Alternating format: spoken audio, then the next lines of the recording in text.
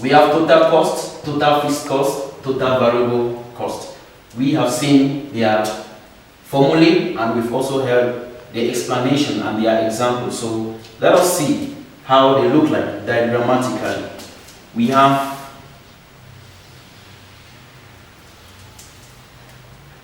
the first thing is make sure that your cost is recorded or labeled on the y-axis, this line, this vertical line, and your output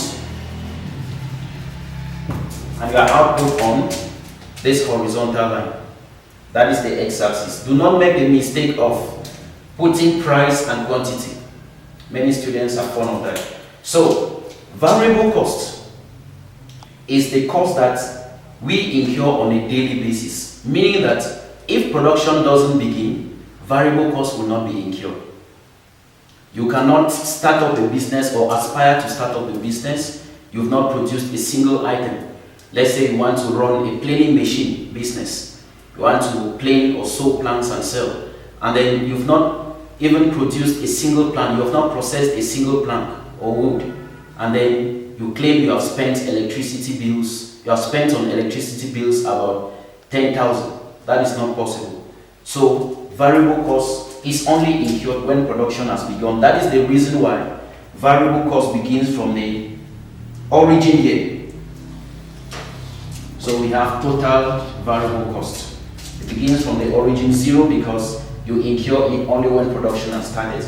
And then fixed cost, total fixed cost, as we said, is what we incur on fixed factors of production like land. And if output is 0, you would have already spent on fixed cost, even when output is 0, because you spend on land before you gather other factors of production to work on that land, or whether be it a building or whatever, you gather other factors of production to work on the fixed factor, which could be land or a machine, before output is produced. So therefore, we are saying that even when output is 0, fixed cost would have already been incurred somewhere. And fixed cost, just as the name applies, doesn't change in the short run. It remains constant in the short run period. We are going to see why and how it changes in the long run. So that is fixed cost. We have TFC, standing for total fixed cost. And then we have total cost, which is of course the summation of total fixed cost and total variable cost.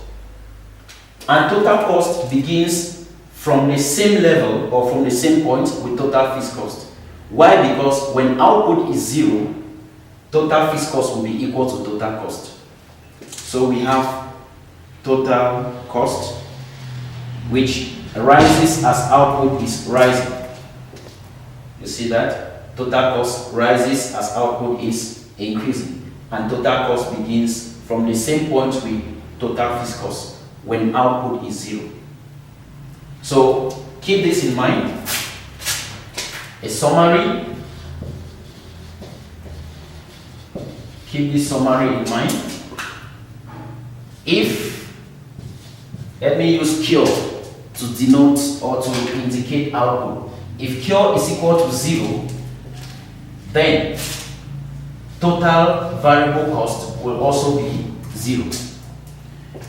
And if cure is equal to 0, total cost will be equal to total fixed cost.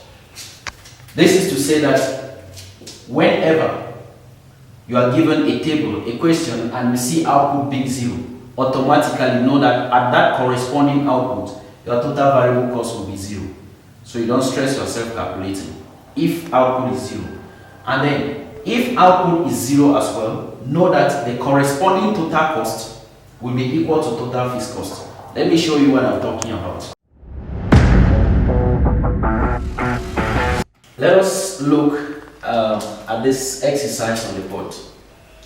As I was saying, whenever output is 0, take note, your total variable cost must be 0 at that output, and your total fixed cost must be equal to your total cost. This is an example. Let's say this is the cost situation of a hypothetical firm We have output in units from 0, 1, 2 to 5. We have our total cost in francs CFA, total fixed cost, and we have total variable cost.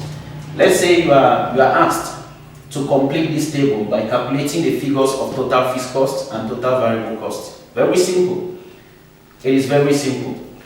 The first thing you need to do is that you look at the output and check if output has started with 0. If output has started with 0, as we have the case on the board, what you do is that you look at the corresponding total cost. The corresponding total cost here is 120 francs CFA.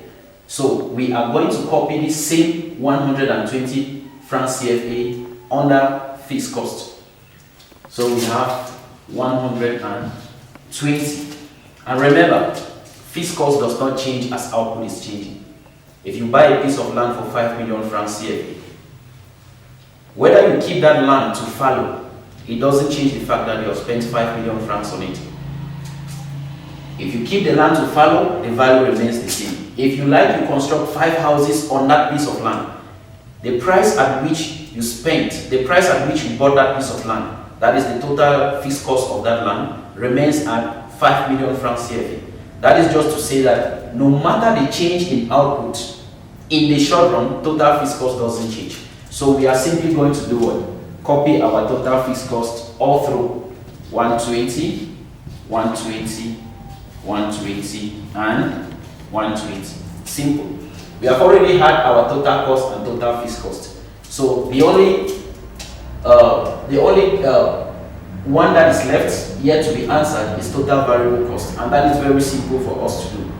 We already saw that total variable cost is gotten by total cost minus total fixed cost. So what we are going to do is we will just be taking the values of total cost and deducting fixed cost from it to get variable cost.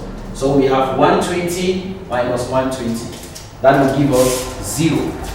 That proves us right. Remember, we said that whenever output is 0, total variable cost will be 0.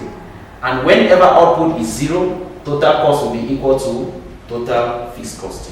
You can see that. So we continue. Total variable cost is total cost minus total fixed cost. 180 minus 120, it gives us 60 francs CFA. 200 minus 120, it gives us 80 francs CFA. We have 220 minus 120, it gives us 100 francs CFA. 250 minus 120, we have 130 francs CFA.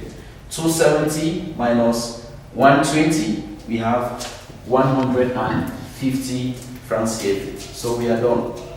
Very simple. Our objective was to show that when output is 0, total variable cost will be 0. When output is 0, total fixed cost will be equal to total cost.